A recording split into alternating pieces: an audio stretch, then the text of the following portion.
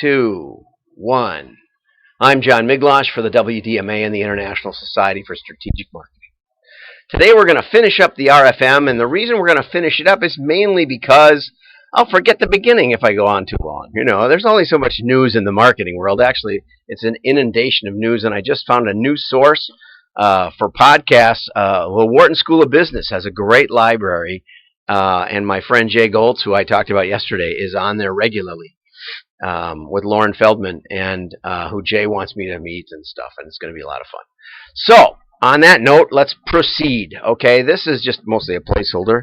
It's from, a lot of this material is from my book, Spinning Straw into Gold, and but not all of it.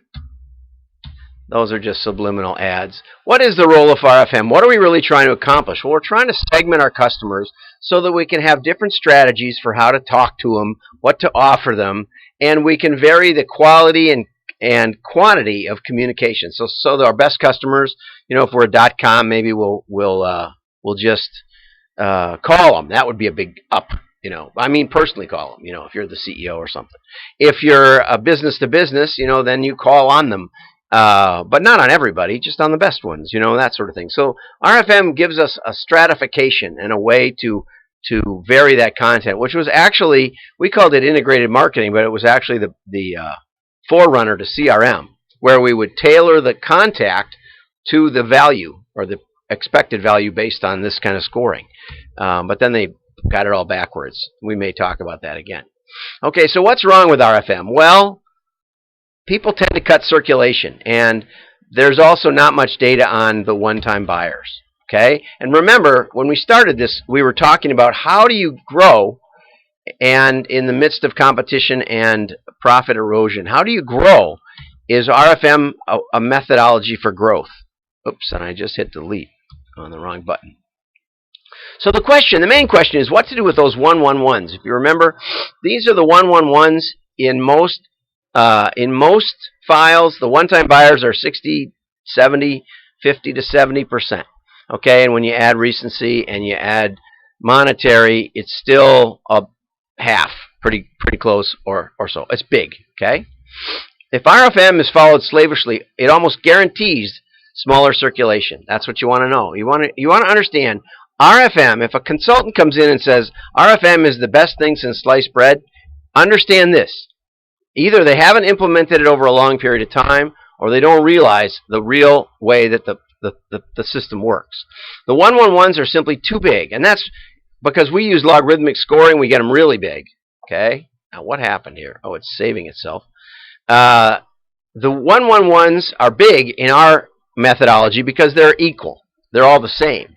In other methodologies, there will be less 111s, but they'll be effectively the same number, just given different numbers. Given 112 or 113, might still be a one-time buyer. Okay, it's simply too big and expensive to keep mailing this big glop. Okay, and so people cut it out one way or another. Customers that are not contacted tend not to respond. Did you hear that? They're not just sitting around waiting to order from you. So RFM then becomes self-fulfilling. RFM isolates 111s. How do we counter the temptation to shrink our company? Remember, the 111s are your biggest customer segment, probably your greatest untapped potential. There's little information on the 111s because they only bought once, they didn't spend much, and they haven't bought lately. There's all kinds of segmentation tricks about what key products might be good. We're not going to get into that today. We're going to talk about something simpler, something much more obvious to do.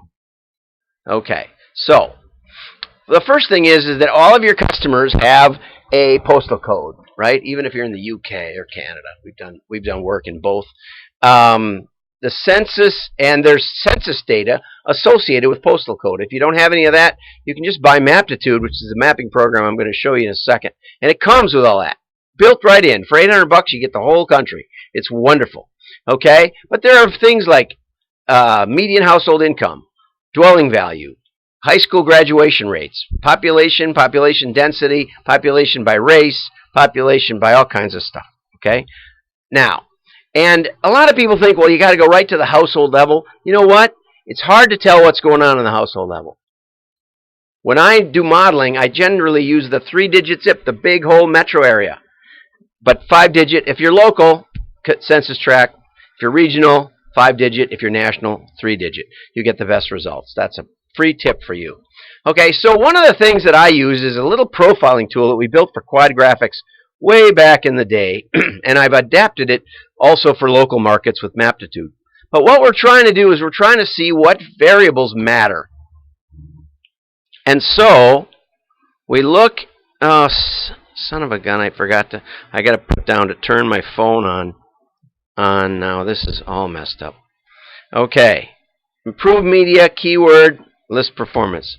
Okay, so here's a picture of the profiling tool. And what we do, it's a little hard to see. We put little red dots where where the most customers are located, and then we divide the country into 3 equal parts: low, middle, and high dwelling value. And what we see here, just so happens, is we see that dwelling value doesn't matter. Okay? Then, down here, low graduation rate. Low graduation rate's bad. This is a profile I did just a couple weeks ago. And it was for a pilot, a product that you sell to pilots, airplane pilots. Not necessarily airline pilots, but airplane pilots. Okay, but the idea is that you get a map with the variables marked out. The dark are the high and the light are the low. And you get also an idea of how your customer file compares to equally distributed, to equal parts, equal numbers of households in that variable. And it's real easy to understand.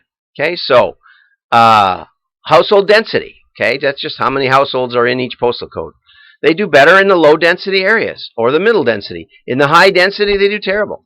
Why? Well, maybe because it's hard to live in a big city and fly a plane. You got to get out into, there aren't a lot of little airports and stuff for the pilots. I think that's the biggest reason. Okay, now here is married. This one I don't have a clue why. And that's part of the fun of variables. High married was really big. Low married was like gone, non-existent. This was the #1 variable in the whole bit. Okay, and here's the profile of the married.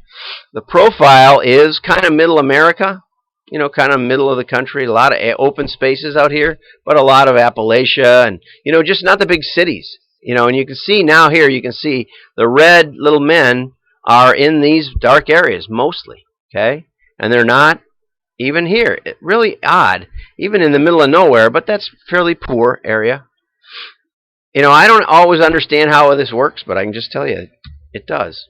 So, summing up, technology is important. Magic makes you money. Only wizards spin straw into gold. Right? You knew that. You also know straw is not hay. Most data is worthless. Most data is terribly worthless. And straw is worthless. Straw is what's left over after you harvest wheat. And the straw they put under an animal to catch what comes out of an animal. So straw is full of shh. I'll get banned from YouTube. But hay is what you feed an animal.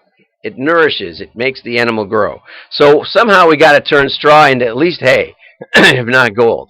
Okay? And spinning straw into gold takes magic. It's really a lot of ways of looking at the same stuff. I should have probably put up the profile in a little more robust fashion, as I do have it over here. And I do have it with, I have it for, all different kinds of companies. So we have an idea of the baseline and all of that. So the bottom line is, for the 111s, you have to create more variables. Little rows of numbers and letters are not illuminating. Does that make sense? Now, what do you do with this? We got a few seconds left. How do you use this? Well, the way you use it is you say, okay, well, let's say I'm looking at just the 111s. But I know that they tend to be older. And I know that people in older neighborhoods are there. And I can say, okay, well, what I'm going to do is I'm just going to not mail the younger, and I'm just neighborhoods. It's not people. I don't know if they're married or not. This is not a privacy invasion. And I won't mail in the areas where the married is lower. Part of the reason you don't see many light green is married lowered is mostly cities. And they're very small on the map. So you just don't see that light green. So I'll say, well, I'm going to mail some of my customers, but I'm not going to mail the neighborhoods in the low married areas. And this is how you apply it. You can apply it one variable at a time and test it. And it's a nice way to work your way in to the 111s. RFM is great, but it's very dangerous. I'm John Miglosh. Hit like and share and follow on Periscope, and you'll see when these things come.